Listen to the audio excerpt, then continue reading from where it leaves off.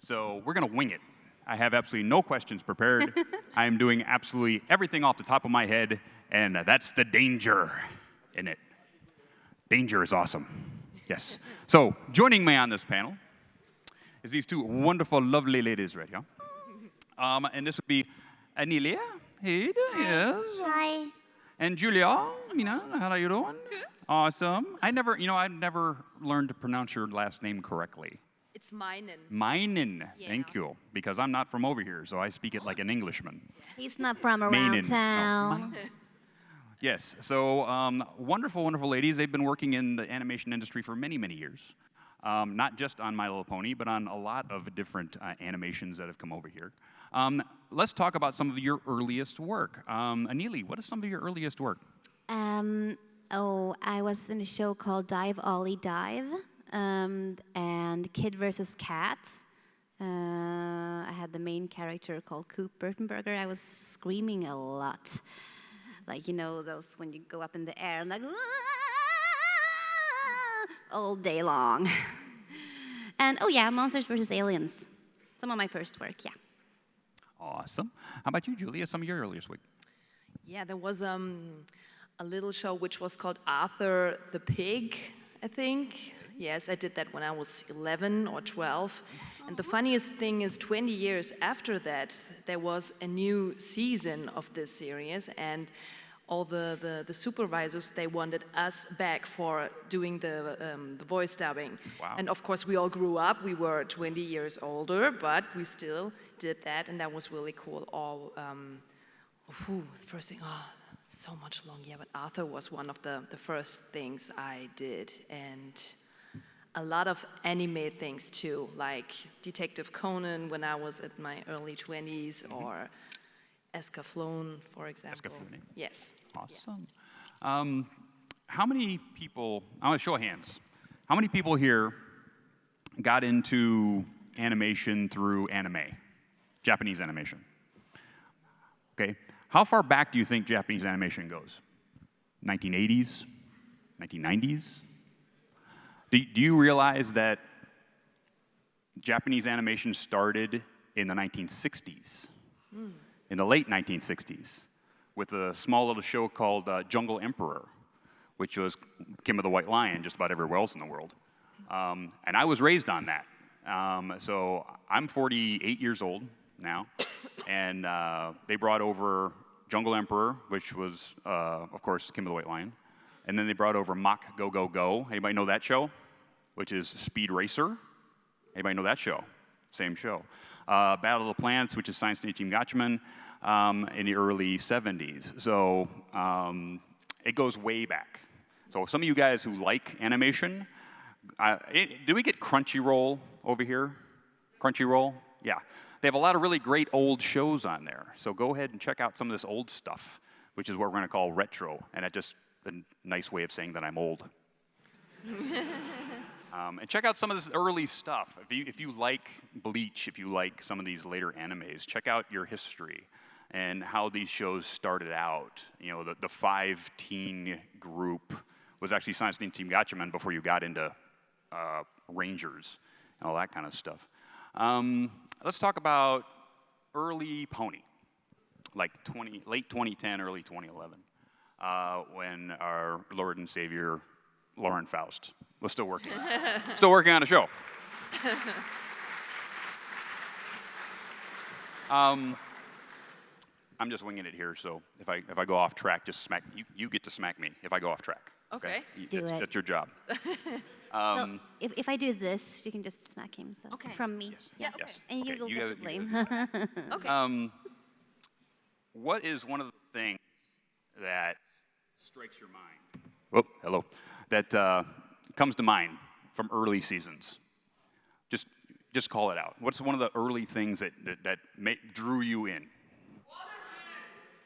Thank you. The songs.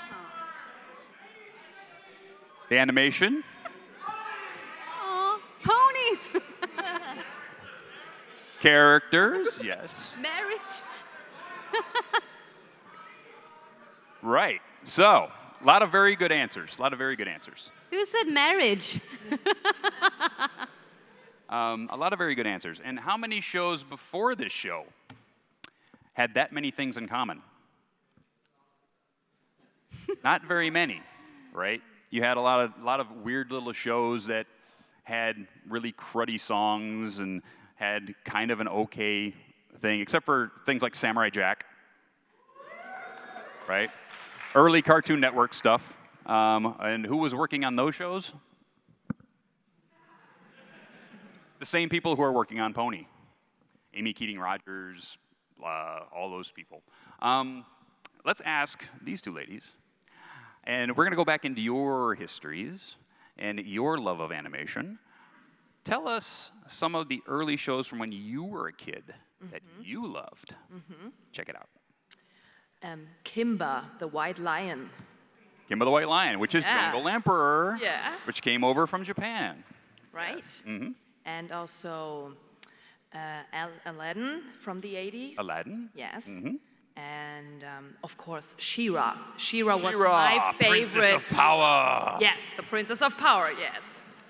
So, but nobody actually know, or not a lot of people knew that She-Ra was He-Man's sister. Yes, and they were fighting against each other before they knew they were sisters and brothers. And I love She-Ra. That was my favorite show. Yes. Yes. Somebody must draw her as She-Ra now. Yes! Yeah. Somebody draw her pony as She-Ra before the end of this weekend. Yes. Do that. That would be cool. How about you, Anili?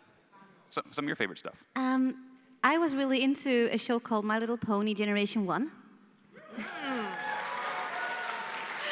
And I had the pony stable, and I had Megan and Lemon Drop, and I even had Firefly. Yeah, I didn't. My friend had Firefly. Sometimes I got to borrow her. But I also liked DuckTales, and I know, right? It's so good. And Inspector Gadget, and so many. I was watching a lot of cartoons. I guess I was preparing for for this unintentionally. I don't know, but I watched a lot of cartoons, and Lady Lovely Locks. I watched it, and also She-Ra, and I knew that they were sister and brother. Yes, I did. Yeah, a lot of it. So a lot of stuff from the 80s. Let's talk 80s. Let's talk Teenage Mutant Ninja Turtles. Anybody? Yeah. Not Michael Bay. Thank you. Transformer. Yes. There was a show back in the 70s I used to watch called Devlin. Anybody remember that show? Devlin was a guy who went around. He was a motorcycle daredevil, and he went around with the carnival with his brother and his little sister, and it was a family thing. Actually, Mickey Dolenz of the Monkees was actually one of the voices in that show. So again, go check your history out. You'll find a lot of really cool pieces of information nobody will give a crud about. Like, you don't care Mickey Dolenz was in that show. I'm just bringing up stuff out of my memory because I'm old. You're just making things up, aren't you, Mr. Dusty Cat? You're just making things up, aren't you? I'm not. I have Google right here. I can prove it. Yeah, Google is your friend. I can prove it. Well, okay, if you say so. Yes. I'm like grasping at straws now. So if either of you you lovely ladies would like to say something about the history of cartoons that you know about, why don't you interject at any time? Okay. Anything like that. Um, Maybe we should do, I don't know, maybe we should do a little bit of a question and answer. Yeah. Because in America, we usually do something like this for about 10, 15 minutes, and then we usually give a microphone stand that's standing right there. And we'll give a microphone with somebody checking the questions and give you guys an opportunity to ask us questions about your favorite cartoons or anything that you feel about asking, as long as it's not too, you know what I mean? So, does anybody want to ask questions at all? No? well, I can just say something. The history of cartoons is nothing that Granny Smith knows anything about.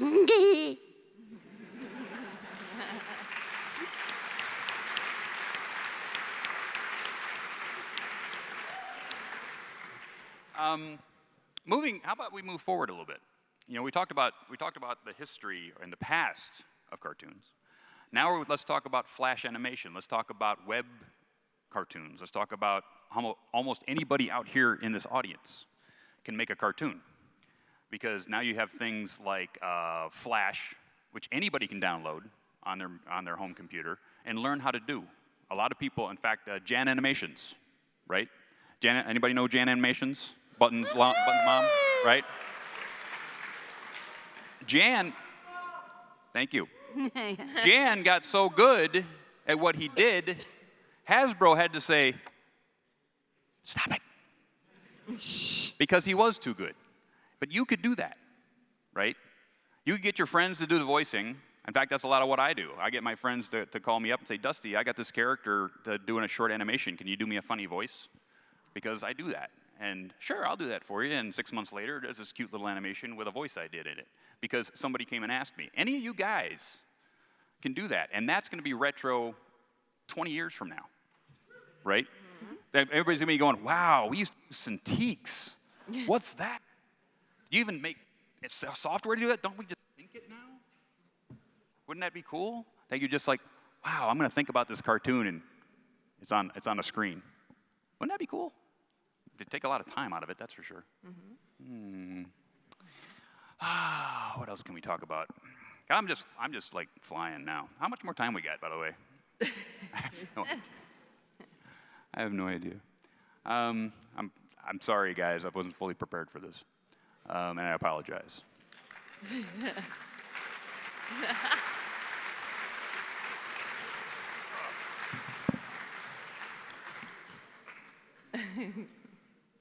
Yeah, that was stalling for time.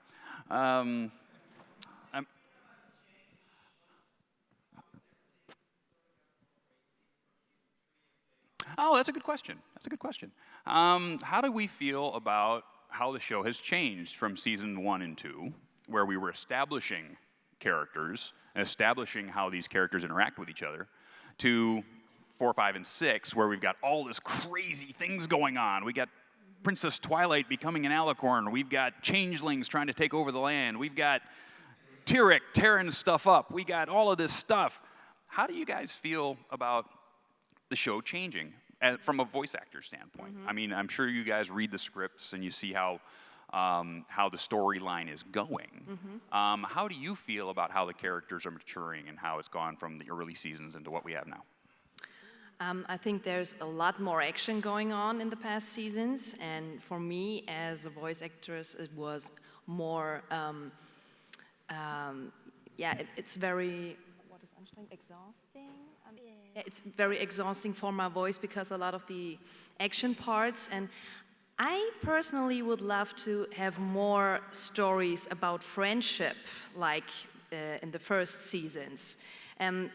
It doesn't have to be always a big story and a big action and oh my God and everything. So just going back to what friendship is about, that would be very cool for me personal. The little stories or Twilight going crazy again maybe. I would love that too. So yeah, just the friendship part should be more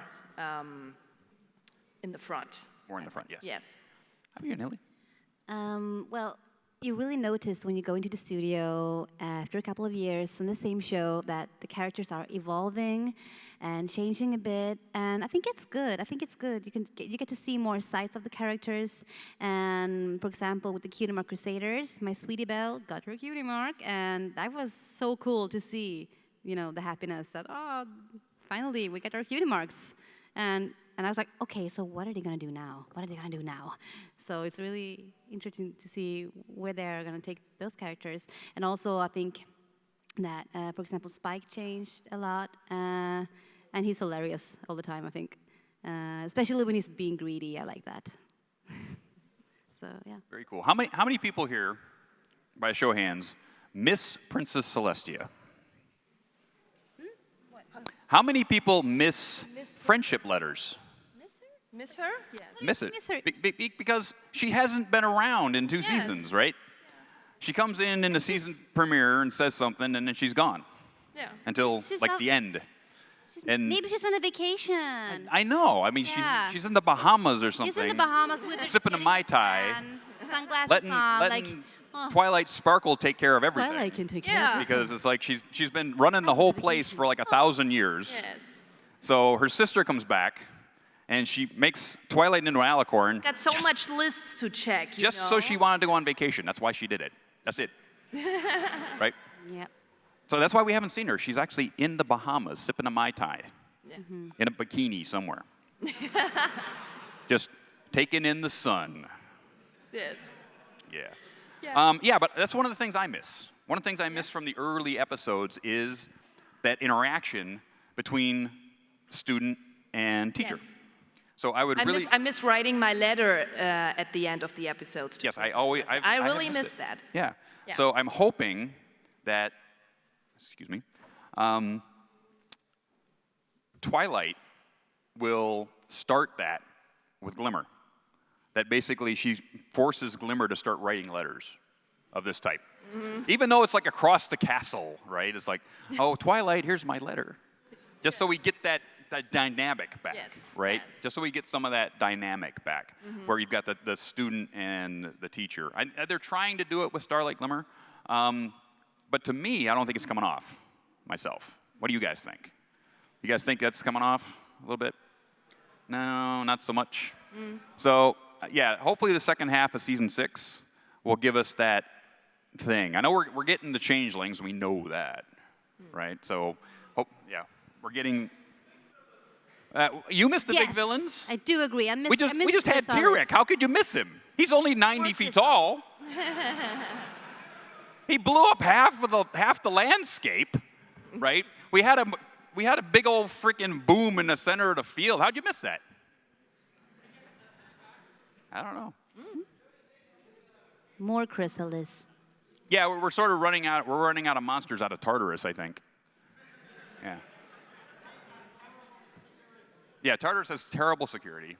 So I don't know how many season 1. Anelia, you know season 1. How many season 1 villains have we not seen yet? Yeah, I don't know. I don't know, she says. Yeah, so we'll probably we're going to get the changeling. So what are we going to have in season 7? What sort of baddie are we going to have in season 7? I don't know. Zebras? Zebra. Why would the zebras be bad guys? My little zebras.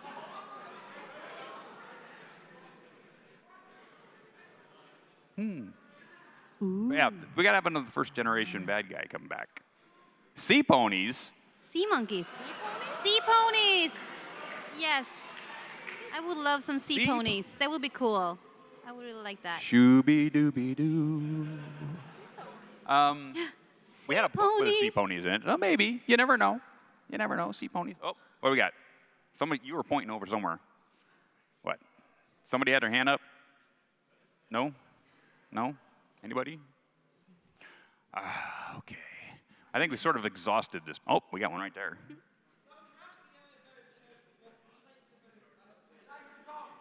Huh?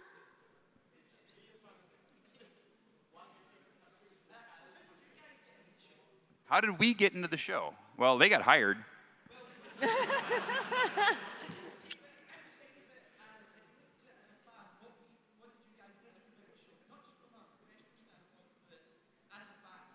Okay. As a fan. Yeah. What did you think? What did you two ladies think about the show as fans before you got hired to be on the show? Well, I was a fan from My Little Pony in the 80s because I was little and I was in the pony club in the 80s. I was a pony mom. Yes, I still got my passport from the 80s when I was on the pony club. And then when I heard that there's going to be a new version of My Little Pony, and they just called me and they said, you know, you have to speak the new pony, Twilight Sparkle. I said, what, My Little Pony? Yes, it's new. It's a new version. You're going to be a pony. And I said, what? Really? This is so cool. But I haven't seen something before I went into the studio and I did the first job. And then after that, of course, I watched season 1. And we had a little bit more time to watch the first seasons than now because today we have to do it very quickly and there's not much time. But I was really exciting when I get the call. And I'm so happy that I did this because otherwise I wouldn't sit here for the 3rd time with you. So it's a great present for me.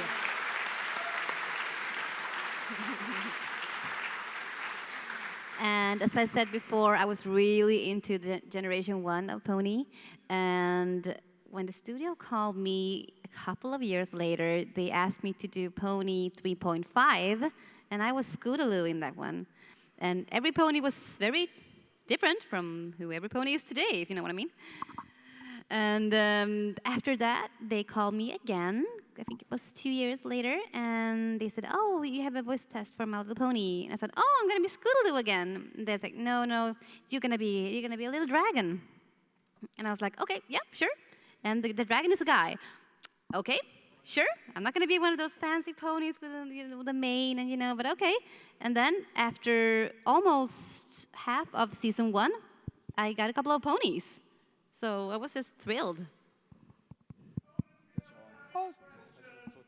What? I think Do you there's have a question in the back? Okay. What is your What do you question? want to know?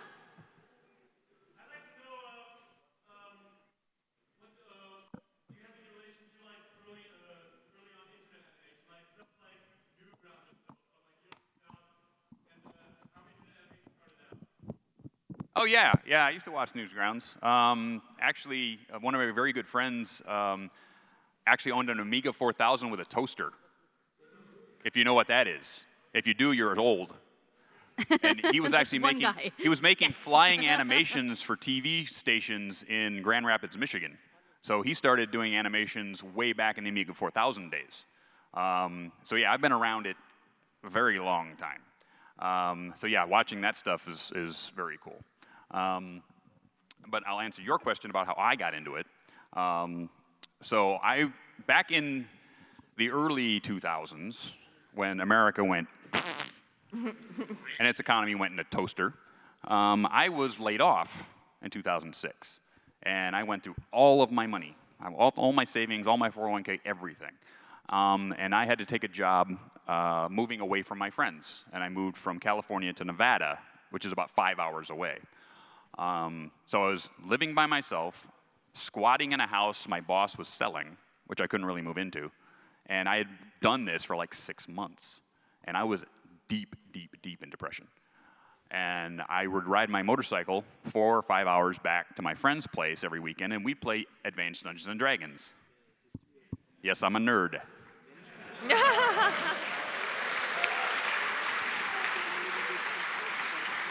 So, at the end of one very long evening of play, at about 1:30 in the morning, my friends, who I've been in fandoms with for 20-some plus years, said, "Hey, there's this new show we want you to watch."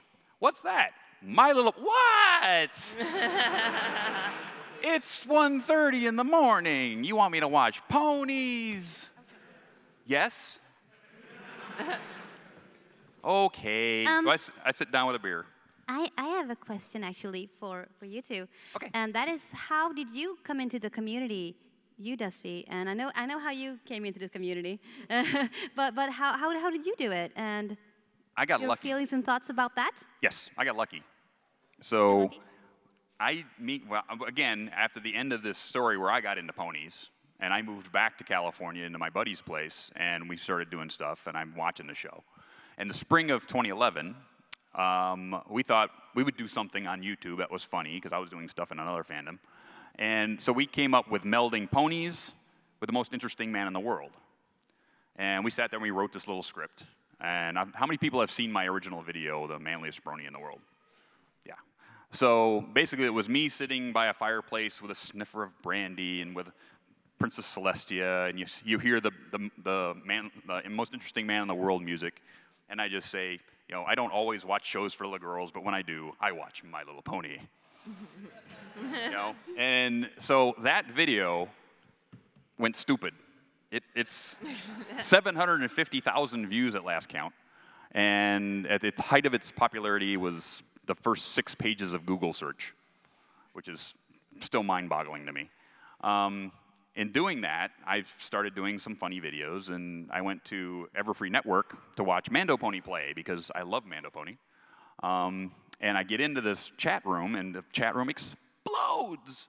"Oh my God, it's Dusty Cat. Is that really Dusty Cat? Oh my God."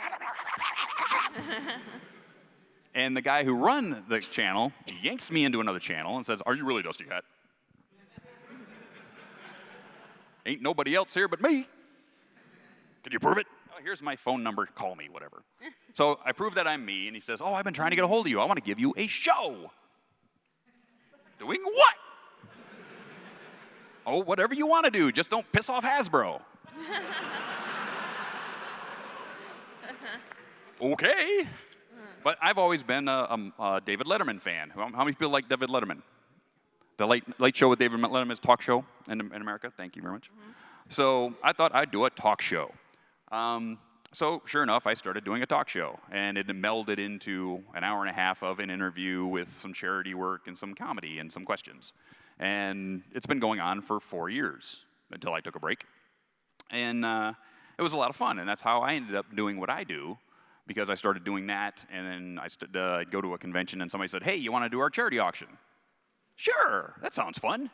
And it's developed into a charity auction thing. And then I've started doing voice acting, and I've started taking classes on voice acting, and I started getting roles in voice acting, and basically it just started snowballing.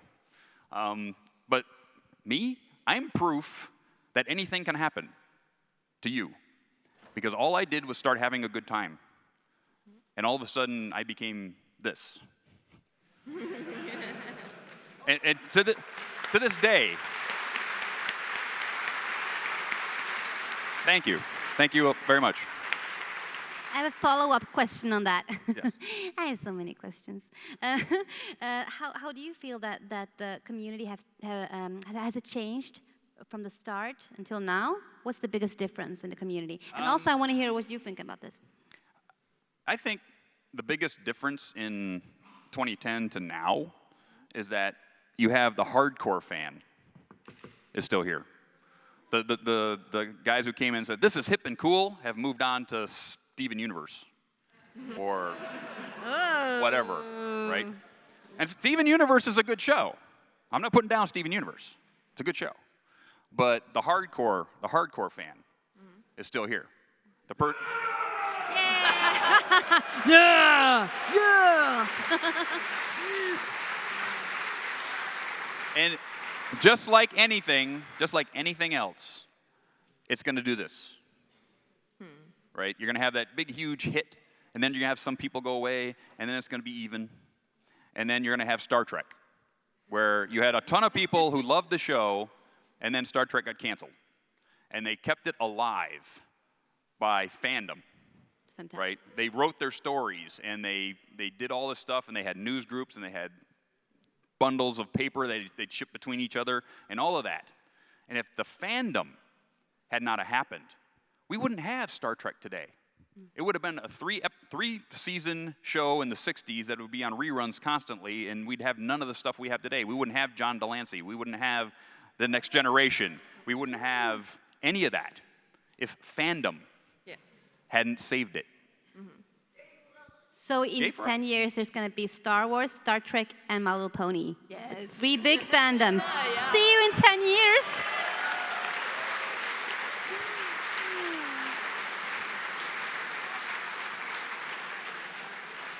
I got a question for you too, Dusty. Okay. What do you like best about My Little Pony? What do I like best in life? To see the enemies driven before me. No. What do I like best about My Little Pony? I like the fact that it's a girl show that doesn't dumb itself down for girls. Yup. And that is honest. That's that true. is true. Yes. Okay? Yeah. Yup. Most girls' shows would dumb themselves down. I mean, look at the new Strawberry Shortcake. I mean, come on. Look at season 3, generation 3.5 of Pony. I had to knock myself out. Remember Bronies React to 3.5? I had knocked myself out because I couldn't take it no more. So it's a show which is way smarter and has way better music and has way better voice acting and way better writing than it has any right to have, because somebody cares. Because that entertainment for little girls doesn't have to be stupid. doesn't have to talk down to them, can understand that little girls can think and become entrepreneurs and can become athletes and become, caring ponies that are people that take care of animals or any of that, right? Give little girls a really good role model to basically have that dream to be better than what they are now. To be able to go to college, become a scientist, like science, like math, like all this stuff, instead of going, okay, all I have to do is be a homemaker and have kids. That's all I can be. No, that's not all you can be. You can be an astronaut, you can be a scientist, you can be any of that thing, and this is the kind of show that tells little girls that yes, you can do that. That's right. Good.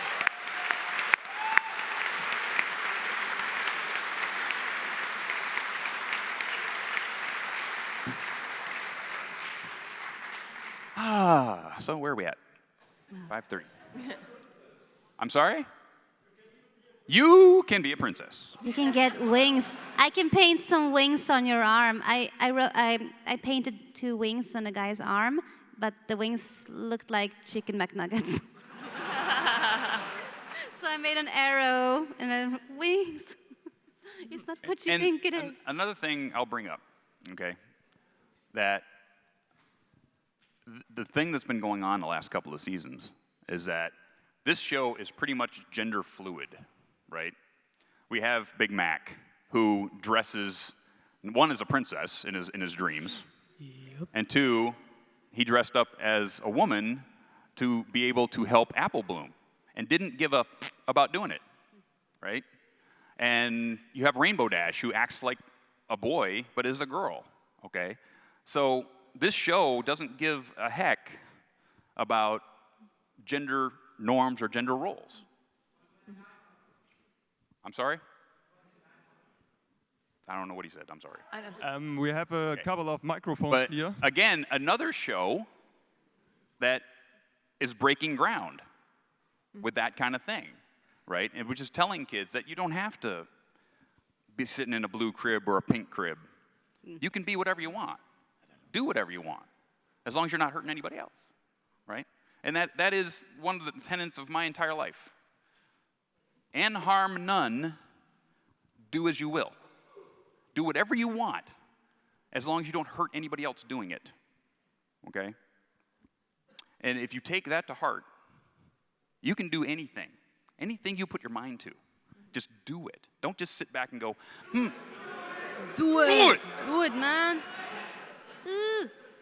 If you want to be a voice actor, put in the time, buy the equipment, learn the computer software, and talk a lot. Yes. Read the Record paper. yourself and Read aloud. different voices. Record it. Listen to it. See how you do. Improve it. You can be an artist.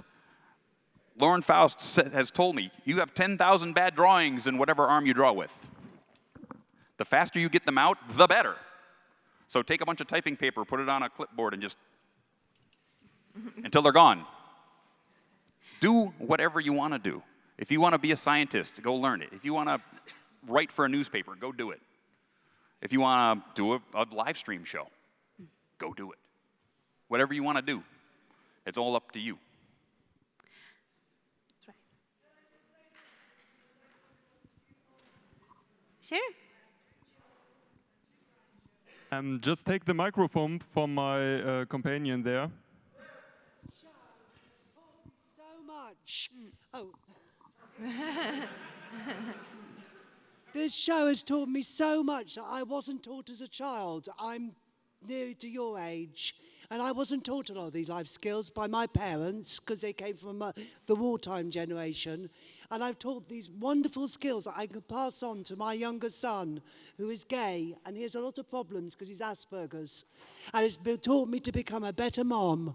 And I think this has done so many wonders of teaching things. Mm-hmm. That's what I Oh, wanted thank to you very say. much. That's fantastic. Beautiful.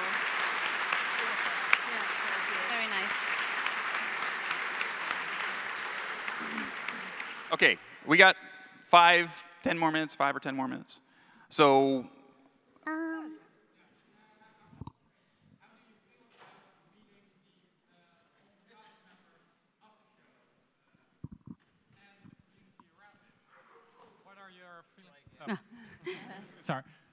My question was, how do you feel about your experience with the showcast and the community surrounding it? How about you guys? How do you feel about meeting these people? How do you feel? That's great. That's the best thing of all, because we get we get something back from you. It's a very great gift if you come to me, Good especially at feedback. the signing sessions. I love them so much because I can see you, I can talk to you, and you tell me that my job is good, that you like to hear my voice, you give me presents. It's great to meet you.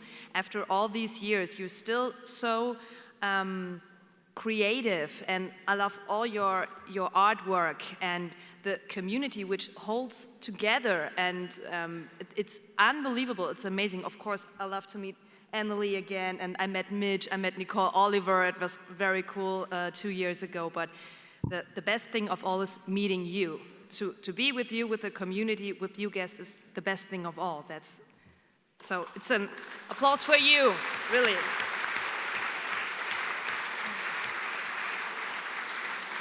Yeah, I'm totally on what Julia is saying.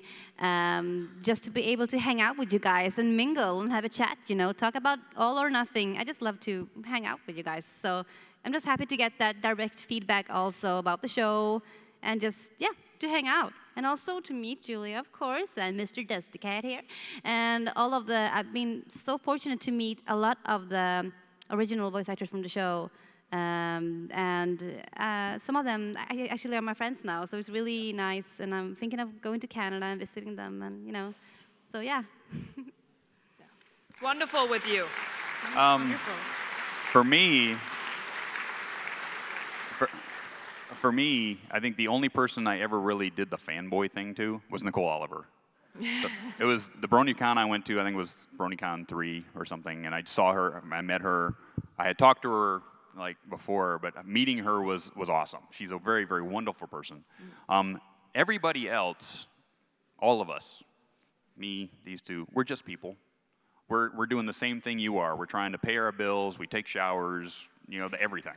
So we all have jobs. Theirs just happen to be talking. Mine happens to be doing whatever the heck I do. But we're just people, right? Just like you. If you come up and say hello and be, cordial and everything, we'll say hello to you. Everything is cool. But remember, anybody out there, John Delancey, Weird Al Yankovic, they're just people, right? They're just people like anybody else. They just have really cool jobs. Yes. Yep. You. I have a question for you. What would you... wait one moment. What is something you would have loved to participate in the past or would love to participate in the future in voice acting? Oh, again, please. Again, please. Sorry. Again? What do you want to do in the future in voice acting, or what would you have to love to do in the past? Wait, is that correct? Oh, what do you want to do in the future? You first. Well, I think I will be a voice actress till the end of my life because I mean, love... in what series would you like to participate, and what series? Yes, or movies would you like to love in the future, and what would you love to have done in the past? Ah, okay, now I understand you. Okay, of course I would love to do Game of Thrones still. Well, I'm working on it. I met the people in Munich because it's dubbed in Munich, and they said, please, if you have any woman left, please call me. I will be there. I will come. Yes, of course, Game of Thrones. I will do. I love Nashville. I don't know if you know Nashville. It's a series about country music. And in the past, which one? That's a good question, actually. I think about that, and Emily answers the question. I think about it. Okay. I want to be in the reboot of Gem and the Holograms. I really want to be in that show. And also, I would like to be Little Mermaid in the first movie. I know it's impossible, but hey. That's good. I would love to be Ariel. Oh, yes, I know. I would love to, I would love to do a Disney movie, a Walt Disney movie, but one from the older ones. Yeah, exactly. Yes. Go back. So, but Beauty and the Beast, Ariel. Yeah. But in the same time, you don't want to change the old thing because that's what you grew up with. I mean, I Yes. could never. They could do like the same movie but put us in instead, and then you Yes. could. How do we solve this? I don't know. Engineer it, someone. But good question. Cool. I think for me, in the past, I really would have loved to have been a voice on He-Man and the Masters of the Universe. Oh, yeah. Oh yeah. That would have been awesome. Yeah. Yeah, and I think for the future, I would love to play an extra on The Walking Dead. I don't want to be a zombie. I want to be killing the zombies. So, yeah, I want to have a motorcycle and a machete and just. Yeah, that'd be cool. I'm just so curious. How many of you were here the first GalaCon in 2012? Can you just do like this or something? Oh my god. Great. Hey. New people, Yeah. love it. Yes. Love it. Cool. Yeah, we only got a couple minutes left, so you.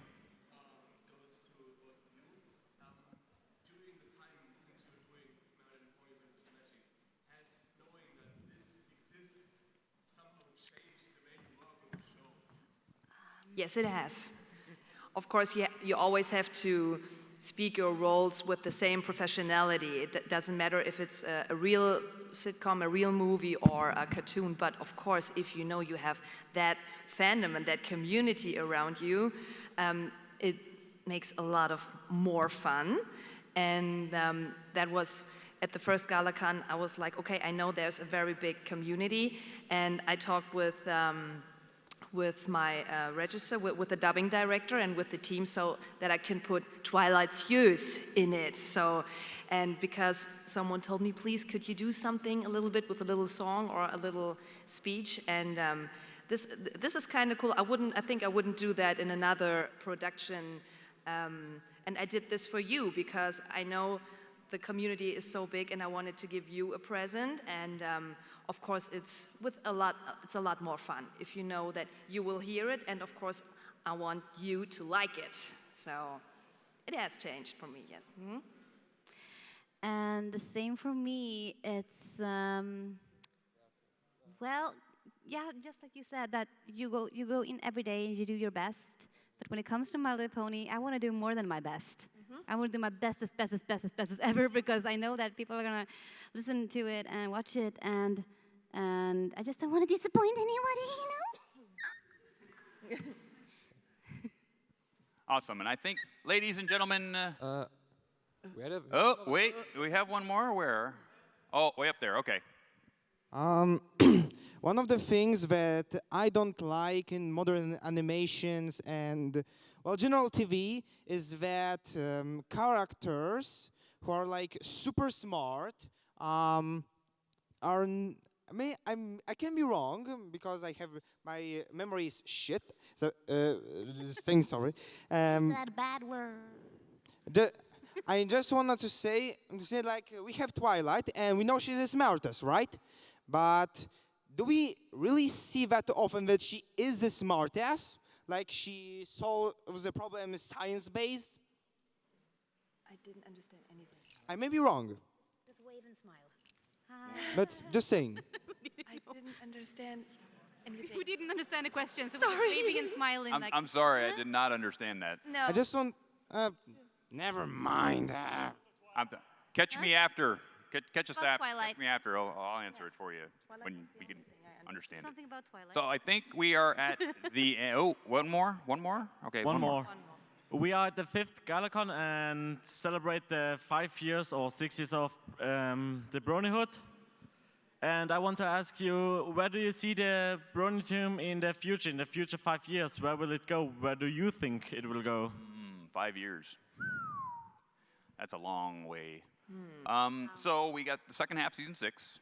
We have a movie. Oh. We probably have a season 7. That rumor is out there.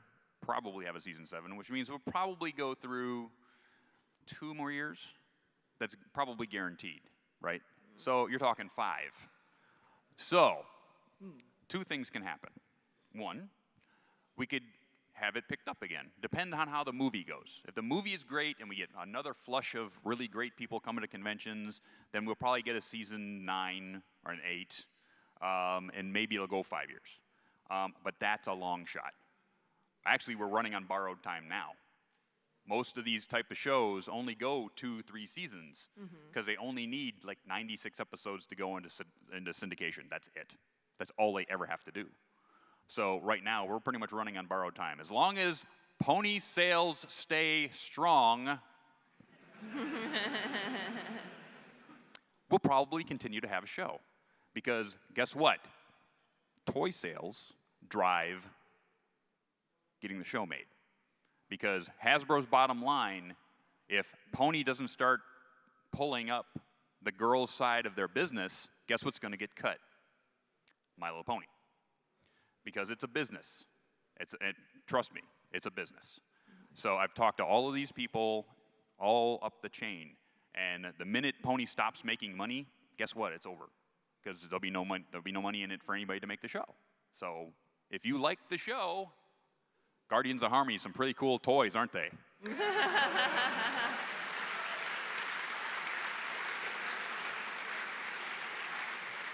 I've already bought 3. So if you like the show and you want it to continue and you want it to go past 5 years, guess what? You vote with your wallet. Okay. You know what? We're really up against it. Pinky, you're it.